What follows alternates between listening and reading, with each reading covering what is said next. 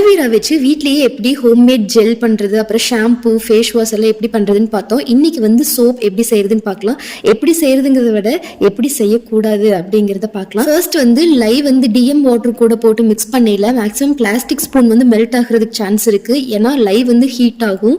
அதே மாதிரி உடன் ஸ்பூன் போட்டாலும் சம்டைம்ஸ் வந்து அந்த உடன் கலர் வந்து அந்த லைவ் வாட்டர் கூட மிக்ஸ் ஆகிறதுக்கும் சான்ஸ் இருக்கு. ஸோ பெட்டர் இந்த மாதிரி ஸ்பேச்சுலா மாதிரி இருக்கிறத யூஸ் பண்ணிக்கோங்க. இந்த மாதிரி அலோவேரா சோப் செய்யல நம்ம அரைச்சிட்டு ஃபில்டர் பண்ணியே மெஷர் பண்ணி வச்சுக்கோங்க. மெஷர் பண்ணிட்டு ஃபில்டர் பண்ணில லைட்டா அந்த ஃப்ளஷ் எல்லாம் இருக்கும். ஸோ அந்த மெஷர்மெண்ட் எல்லாமே அதில் லாஸ் ஆகும்.